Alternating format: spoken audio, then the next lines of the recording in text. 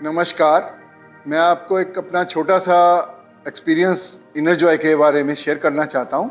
ये हमारे भीतर ही है, ना कहीं जाना पड़ता है लेकर, ना कहीं इसका कोई पैसा लगता है, और हमारी सारी शारीरिक और मानसिक जितनी भी प्रॉब्लम्स हैं उनको उभारने में ये बहुत बेनिफिशियल है। 4 साल पहले मुझे कैंसर डिटेक्ट हुआ। जब डॉक्टर एकदम बताता है ना कि ये प्रॉब्लम आ गई, तो थोड़ी सी भागदौड़ शुरू हो जाती है, क्या करें क्या ना करें, कभी किस डॉक्टर के पास जाएं। तो जैसे जैसे कोई बताता गया हम करते गए, और कुछ दिन के बाद फिर क्या हुआ, लॉकडाउन लग गया। तो वो पीरियड में मैं बहुत कंफर्टेबल रहा, मुझे लगा नहीं कि मुझे कोई ऐसे प्रॉब्लम है, किसी डॉक्टर ने कुछ ये बताया है। अंदर से मेरे को खुशी भी थी कि डॉक्टर ने क्या बताया है, मेरे को कोई ज़्यादा असर नहीं हो रहा, प्रॉपर सो रहा हूँ, ठीक तरह खा पी रहा हूँ। तो मेरे को लगा कि मेरा ये जो ध्यान है फिर इनर जॉय की तरफ चला गया कि शायद ये उसी का कमाल है। ये अब कैसे मेरे पास आया, मैं आपके साथ ये शेयर करना चाहता हूँ। मेन तो गुरु की कृपा ही है, जिन्हों के कारण मुझे ये एक्सपीरियंस हुआ। कारण जो बना वो मेरी एक फूड की फर्म है हमारा, 5 कोश हेल्थ केयर लैब्स। 5 कोशों के साथ हम कैसे हेल्थ की केयर कर सकते हैं। कुछ देर बाद मुझे जब ये प्रोडक्ट्स बन रहे थे, एक्सपेरिमेंट चल रहे थे, मेरा ध्यान 5 कोशों की तरफ चला गया। तो मैंने काफ़ी उसके बारे में पढ़ा सुना। तो जब प्रोडक्ट्स तैयार हुए, उधर से मेरे को जब कैंसर डिटेक्ट हो गया, जो फर्स्ट एक्सपेरिमेंट था वो मेरे खुद के साथ ही हो गया। वो बहुत शानदार रहा। मुझे लगा ये तो मेरे को सबके साथ शेयर करना चाहिए।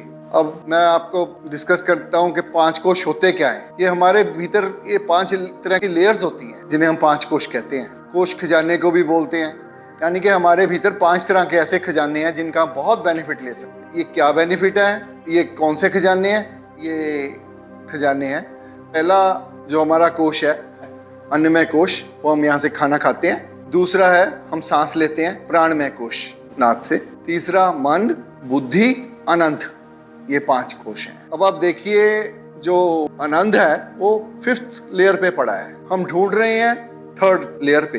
3rd लेयर पर खुशी है। जब टाइम फेवरेबल होता है हम खुश होते हैं, नहीं हम या नॉर्मल होते हैं या उदास होते हैं। 5th लेयर में हम आनंदित रहते हैं, मन प्रसन्न रहता है। पहली लेयर हम खाना खाते हैं, उससे एनर्जी बनती है।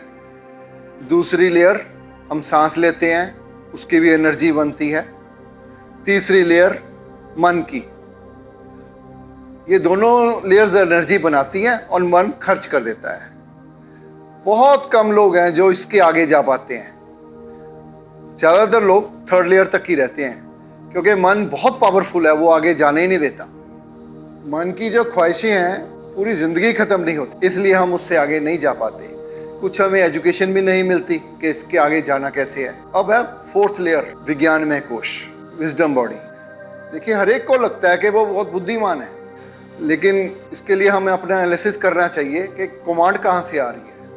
अगर कमांड मन से आ रही है तो वो अपनी ख्वाहिशें पूरी करने के लिए बुद्धि का इस्तेमाल कर रहा है, कि फिर उसके मतलब 3rd लेयर पर ही हुए, 4th पर नहीं हुए। स्वामी योगानंदा जी ने गीता लिखी थी, उस पर एक बहुत ही अच्छी तरीके का पिक्चर बनाकर उन्होंने बताया कि जो 3rd लेयर है वो कैसा होता है। हमारी सेंसेस, हम क्या चाहते हैं। हम कान हमारे फ्लैटरी पसंद करते हैं सुनना, मुंह से हम टेस्टी खाना पसंद करते हैं। ऐसे हर एक सेंसेस हमारी क्या चाहती है। अब 4th लेयर पर कैसे जाया जाए, हमारी होली बुक्स पे विधि बताई गई है, इस पे कैसे आगे जा सकते हैं। फिर वही मन बहुत पावरफुल है, आगे नहीं जाने देता। गीता के 3rd चैप्टर में 42 श्लोक में भगवान ने हमें बताया गया है कि कैसे मैंने सॉफ्टवेयर बनाया है। इंद्रियों के ऊपर मन होता है, मन के ऊपर बुद्धि होती है, बुद्धि के ऊपर आत्मा होती है। जिन्होंने इसको फॉलो किया वो आत्मा तक पहुंच गए, 5 कोशों से भी आगे पहुंच गए। वो स्वामी योगानंदा जी ने जो बताया कि अब वो दूसरा पिक्चर बनाई है, वो कैसे कहाँ तक पहुंच गए। जो उनकी नेचर है वो उसमें चेंज आ गई। जैसे कान पहले फ्लैटरी पसंद करते थे, अब ट्रुथ पसंद करते हैं सुनना। पहले टेस्टी फूड अच्छा लगता था, अब जो हेल्थ के लिए ठीक है वो अच्छा लगने लग जाता है। ऐसे कैसे कैसे चेंज आ जाती है।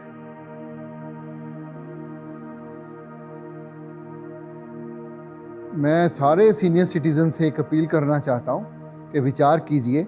हम सब ने सुना हुआ है कि मनुष्य का जन्म सबसे उत्तम है, ये उत्तम इसलिए है कि इसमें फीचर्स सबसे ज़्यादा हैं, लेकिन वो सारे फीचर्स तो यूज़ ही नहीं हो रहे।